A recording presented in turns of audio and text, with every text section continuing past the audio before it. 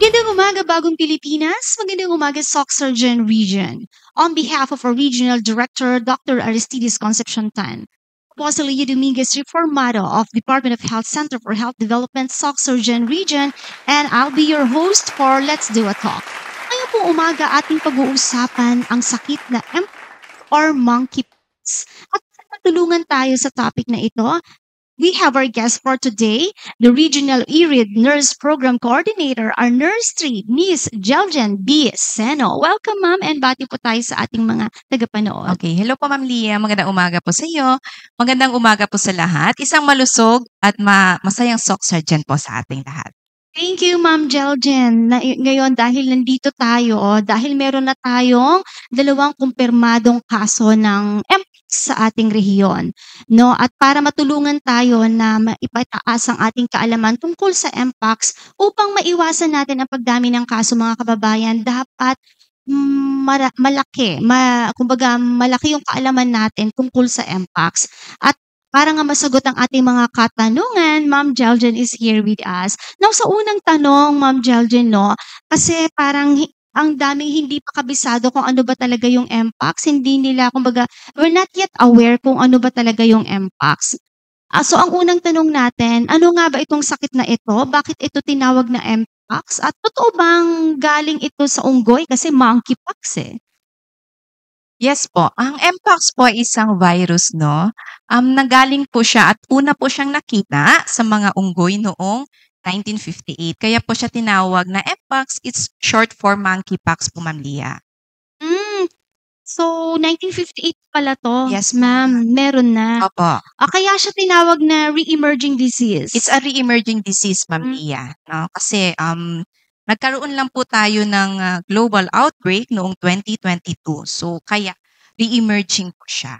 Ayun, parang bumalik, lumitaw ulit noong 2022 from 1958, no? So, meron na pala ito noon. Unlike COVID, yung COVID-19 kasi bagong-bago. Yes, that is emerging po talaga. Emerging. Ito re-emerging. Bagong-bago. Yes. Kaya may kaalaman na ang ating mga doktor, ang ating mga authorities when it comes to mpox. Now, ma'am, paano ito nakakahawa? Para maiwasan ng lahat, paano ito nakakahawa? Sino ba ang mga high risk dito at gaano ba ito kadelikado? Nakakahawa po ang mpox po. Yung transmission po niyan, yung mode of transmission po is direct or intimate contact, no? Yung sexual contact, no? Number 1 po yan siya na nakakahawa po ng mpox. And yung ating pong mga vulnerable population, ating mga elderly, and of course, yung mga immunocompromised po natin, kagaya yung meron na pong mga comorbidities o yung may mga sakit na po, no? We have yung mga cancer patients natin na mga immunocompromised. Nakakabahala lamang po kasi ito po yung mga kaso na kahit sabihin natin na maiiwasan natin, no? Pero andiyan na po si mpox. So, kailangan po natin magmatsyag po tayong mabuti. Ayun, so parang katulad din siya ng mga ordinaryong disease na ingatan natin yung mga vulnerable population natin, ng mga kababayan tulad ng mga matatanda, mga may sakit na kasi nga mahina na yung immune system nila, Yes, ma'am. yung panglaban nila sa mga sakit. Nabanggit mo po, ma'am, no, nahahawa ito sa direct contact. So when you Yes. say direct, tao sa tao, ayan, parang direct tayo. Opo. O pwedeng, Kung meron ka pong simptomas, Ma'am Opo. Lia, oo. Pero kung wala ka naman pong simptomas, no? So, yung transmission po is kung meron na pong simptomas yung pasyente po natin, nakakahawa po siya through direct, no? Yung sa mga mucosal po natin. So, kailangan umiwas po tayo doon sa may mga taong may mga simptomas. pag sinabi mong direct, ma'am, paano siya? Skin to skin ba? Kissing, Kissing, hugging? hugging, having sex, yun po yung mga direct, intimate, and sexual contact po Contact, natin. ayun, pag nakakadikit ka, no, sa mga taong positibo sa mpox, no, body fluids, Yes po, gano'n. opo. Like saliva, kaya yung pakikipagtalik, no, mga kababayan, to pwede. Pero hindi siya, linawin natin na hindi po siya sexual transmitted Hindi Oh, po siya disease. STI. Hindi siya gano'n, alright. Pero, pag nadikit tayo, that's direct contact. At bukod sa direct, meron din tayong tinatawag na indirect. Yun yung pupuwedeng kapag may sakit na, positibo na yung tao, tapos may mga butlig-butlig siya. Pupuwede kasing dumikit ito sa mga damit, sa mga bedsheet, 'no? Kaya kapag hinawakan natin yung mga yon, 'no, napakaimportanteng pinoprotektahan din natin ang ating sarili. Kaya maglinis ng kapaligiran, sa mga surfaces, sa mga tables, 'no, sa bahay, 'no, sa kwarto. Importante rin na malinis para po actually puwedeng ano 'yan, linisan ng, alcohol or chlorine, yung mga gano'n. Kaya importante mamaya sa preventive measurement natin, makita natin na yung hand washing pala is napakaimportante. Pero ma'am, dumako muna tayo sa dalawang case natin dito sa region. Kasi meron tayong dalawang 'no, positibong kumpirmado. And according to the report, clade 2 po yung infection nung dalawa. Ano po ibig sabihin ng clade 2? Meron po kasi tayong dalawang klase ng mpox. It's clade 1, that is the most severe kind of mpox, no? And fortunately po, dito po sa atin sa Philippines, no? And yung kaso po natin dito sa Soxargen is clade 2 po siya, Ma'am Lia. So that is lower case fatality and mas milder po yung kanyang illness. Lower case fatality. Ibig sabihin ng clade 2, sabi ni Ma'am Jeljen, mild yung Mas development. milder po yung illness niya compared kay clade 1. Ayun. So, hindi po siya gano'n ka-fatal. Mas delikado po yung clade 1. Buti na lang clade 2 Yes, tayo. buti na lang talaga Ayan, yung clade 2 po tayo. clade 1, yung ba yung sa ibang bansa? Yung clade 1 po, endemic po siya sa ibang bansa, no? Sa East Africa po, ma'am. And as of now, wala naman tayong clade 1 cases. So far, wala po, ma'am. Yes, buti na lang. At Thank dahil God, ma'am. mild daw, pero alamin natin, kahit mild ito, alamin natin ano-ano yung mga sintomas, no, na makikita natin kapag ang tao ay infected ng mpox. So, yung mga simptomas po na nakikita po sa merong mpox, number 1 po, of course, meron pong lagnat. Yung meron pong mga paltos o yung parang butlig.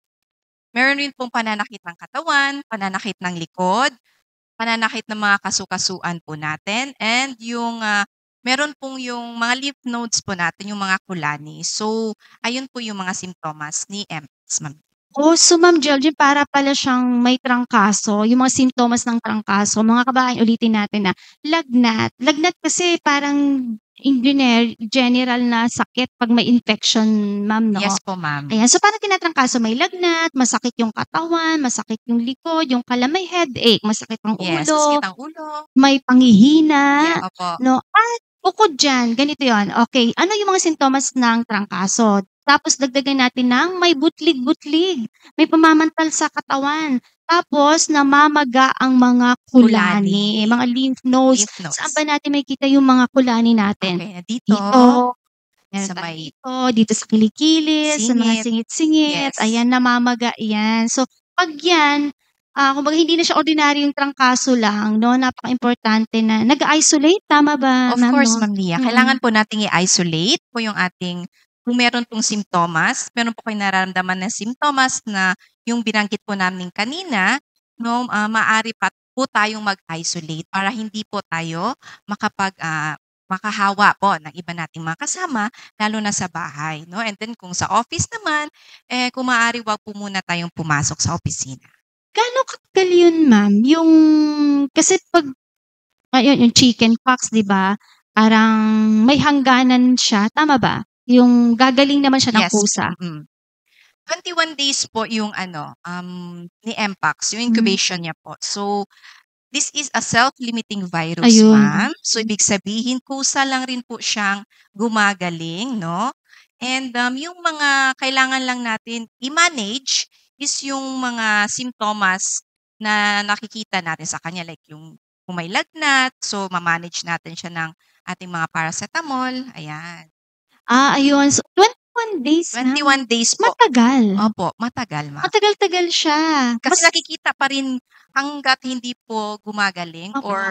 or nahuhulog yung mga scabs po nung butlig-butlig ni mpox. So, kailangan maging clear po siya, no? Para masabi nating okay na at cured na po, gumaling na yung ating pasyente. Oh, self-limiting mga kababayan, ibig sabihin gagaling siyang kusa. Yes po, ma'am. Tapos Gagaling siyang kusa. ang ibibigay mo lang may gamot, wala? Particularly sa Mpox po, wala. Wala Oo, pa. wala pa po tayong gamot Oo. sa Mpox. Pero yung mga like for example, pananakit ng ulo, bigyan lang po natin siya ng paracetamol, ima-manage lang po natin kung ano po yung nararamdaman Nararamdaman. niya. Symptomatic treatment mga kababayan, ibig sabihin kung ano yung nararamdaman mo, yun yung bibigyan mo ng gamot. Lagnat, anong gamot sa lagnat? Paracetamol, pananakit ng katawan, yung mga pain reliever natin diyan. Relievers po Tapos yung natin. mga sa dermatologist natin siguro, Oo. yung sa mga bootleg. Kung medyo makate, so let's take yung cetirizine, gano'n. Ayun. So, ma-manage mo kung ano yung nararamdaman hanggang sa gumaling siya ng kusa and yun nga lang 21 days. 21 days ka po nasa kababayan. isolation, pamilya. Oo, So medyo matagal-tagal matagal to. po talaga siya. Oo, mas matagal to kaysa chickenpox. Opo. Ayun. 'No, so mga kababayan 'no, and yung butlig niya marami talaga sa buong katawan. Can you describe yung butlig-butlig, Yung Ma'am butlig Jel? po niya mas nakikita po siya sa face, sa Oh, kamay, sa face. sa paa. Oo. Naku, sa face. Oh, gusto mo bang magka-mpox, 'di ba? Ang hirap magkaroon ng mpox kasi hindi lang masakit, of course, mararatay ka sa sakit, yung itsura mismo kaya nakakatakot siya, nakaka-conscious naman ang mpox, Yes ma'am. po. So, yung Mpox po, i-compare natin siya sa chickenpox. Yes, ma'am. So, si chickenpox po kasi mas mabilis yung appearance ng rashes niya, no? So, 1 to 3 days si Mpox, pero si chickenpox 1 to 2 days, makikita na po, lalabas na po yung rashes niya. So, mas mabilis si chickenpox, mas mabagal si Mpox, Ma'am Lia. And then, si Mpox merong kulani. Si Yun. chickenpox wala po. Wala. Okay, Yes. ulitin natin 'yan ha, para hindi kayo nalilito.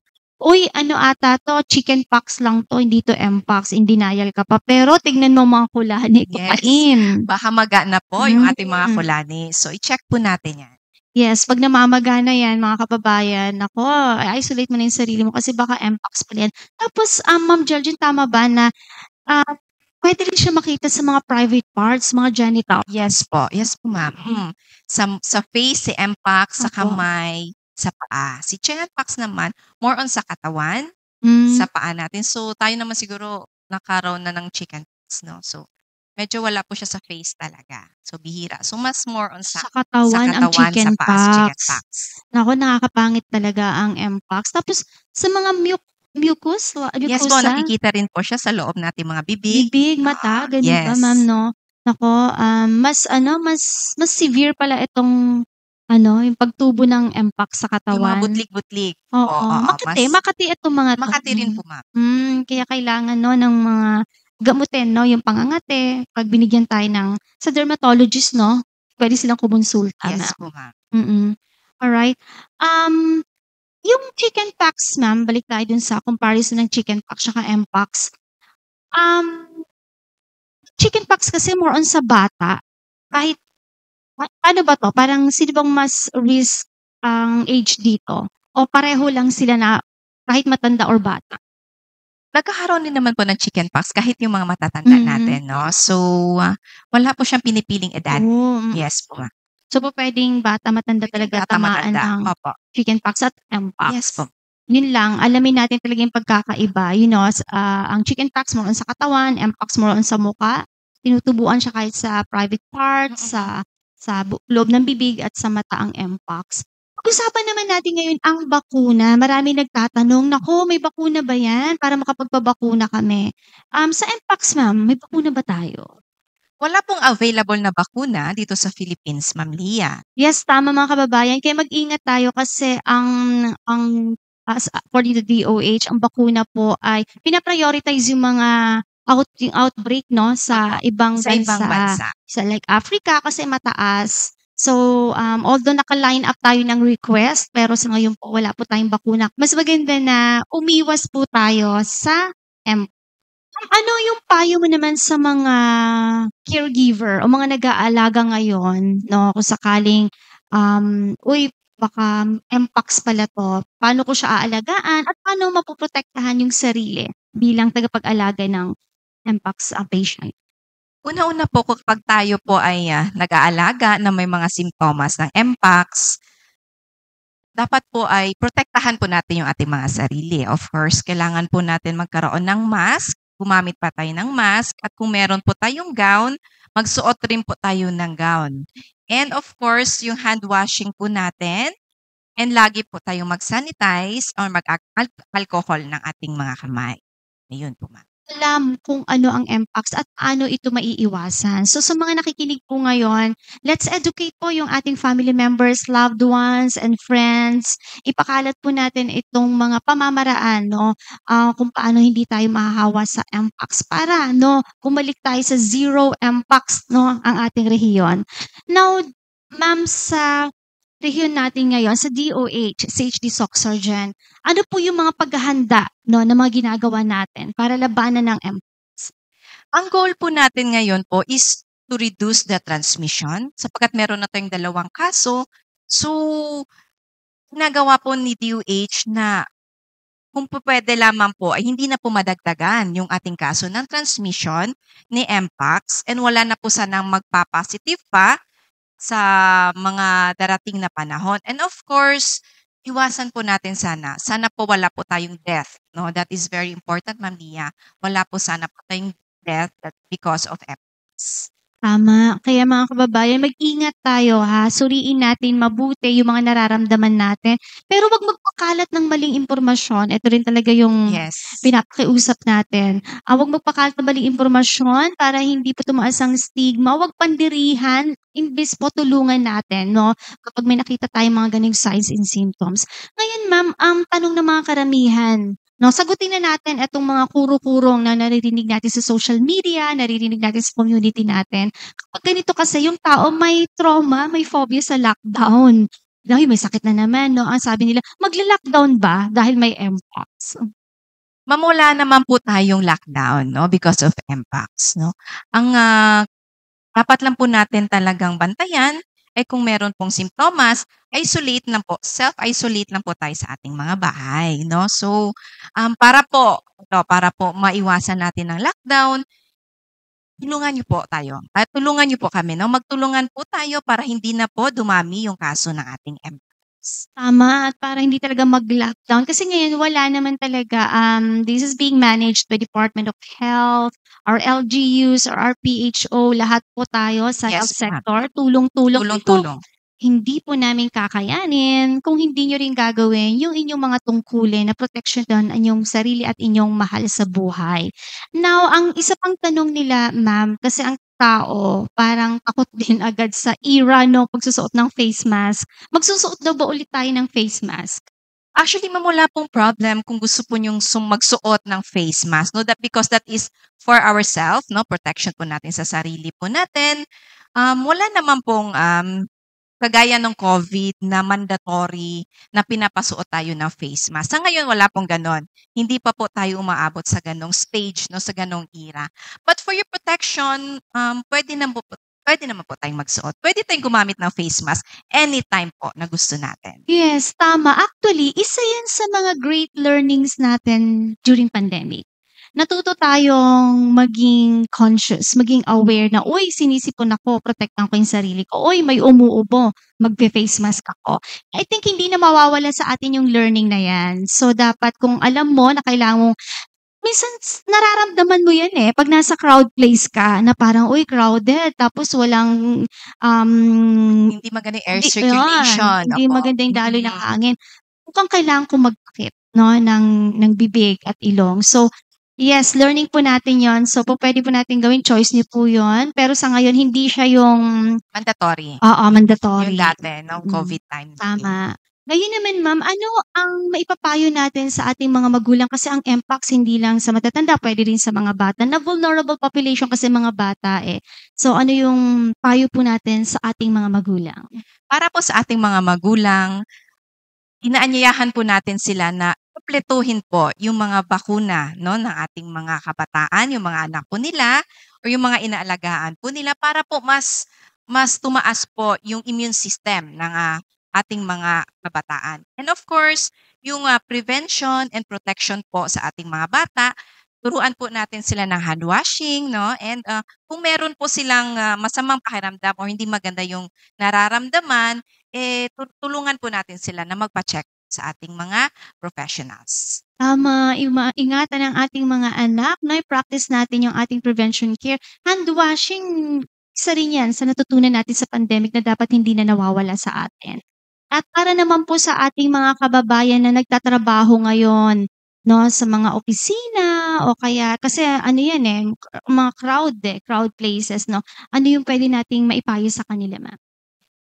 Kung maiiwasan po natin pumunta sa mga crowded places, mas mabuti pong umiwas po tayo. Pero kung hindi naman po maiwasan, we have to protect ourselves, no? So we need to wear mask and mag-long sleeve po tayo, no? That is one way of protection na rin po para sa ating mga sarili, no? And kung, of course, yung hand washing, hindi lang po yan sa bata.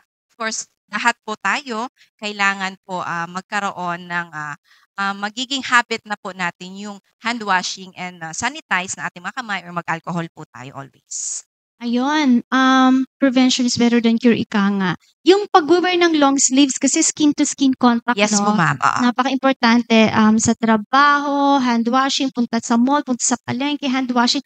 Tapos remember mga kababayan, pag tayo mga adult, tayo matatatanda, tayo actually yung carrier niyan kasi tayo mas gala, yung nakakaalis kasi sa mga bata. So pag naiuwi natin yan, no, yun pwede natin silang mahawaan, kawawa Yes, naman. opo. Kaya pagdating ng bahay, maglinis muna tayo ng ating katawan, no, bago tayo makipaghalubilo sa ating family, especially sa mga kabataan, sapagkat mas mababa po yung immune system ng mga bata po, Ma'am Lia. Thank you, Ma'am Jeljan. Ngayon naman, ano naman po yung message natin para sa ating mga health workers? Para sa atin po mga health workers, ating mga health professionals, sama-sama po tayong pagtulungan po ang MPACS and let us keep posted po, no? Please visit and check po yung aming FB page, DOH SOC Surgeon Region, and please po, doon lang po tayo kumuha ng mga information na about MPACS po. Hindi lamang MPACS, sa lahat po ng mga ibang mga sakit, no? Nandoon po lahat sa DOH SOC Surgeon Region page. So, ayun po, Ma'am Lia. Tama. So, dapat sa mapagkakatiwalaang sources lang kayo kukuha ng information. Huwag makikinig kung kani-kanino lang kasi baka mabiktima tayo ng fake news. Isa na naman yan sa magiging problema natin. So, dapat sa tamang sources lang, tamang impormasyon. Alright, thank you, Ma'am Jeljan. Ngayon po, ano naman po ang mensahe natin para sa ating mga kababayan? Para po sa ating mga kababayan, nandito po ang Department of Health, SOC Surgeon Region. Katuwang niyo po kami para maiwasan at malabanan po natin ang sakit na MPACS. No, hindi lamang po MPACS, kundi ang iba't ibang klase iba't ibang uri ng sakit. No? So, andito po si Department of Health at kasama po natin ang iba't ibang ahensya po dito sa ating rehiyon para po magkaisa po tayo para sugpuin po natin ang sakit na MPACS. Maraming salamat po, Ma'am Jeljan. Very well said. At from Communication Management Unit naman po, napaka-importante po na nakikinig tayo sa tamang sources lamang. Huwag pong makikinig kung saan-saan, kung kani-kanino kasi baka maling impormasyon po ang makuha natin.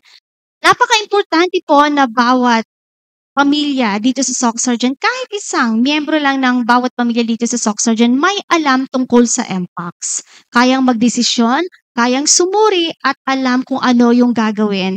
At alam kung saan tatawag, kung sino ang tatawagan para po mabigyan sila ng tamang payo, para po mapagaling po at hindi na po lumaganap ang sakit na MPACS.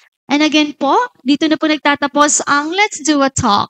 Sa ngalan po ng aming Regional Director, Dr. Aristides Concepcion Tan, ako po muli si Leah Dominguez Reformado at again maraming salamat po sa ating panauhin, Ma'am Jeljan B. Seno, ang ating Regional ERID Nurse Program Coordinator, Nurse 3. You're welcome po, Ma'am Lia. It's my pleasure po.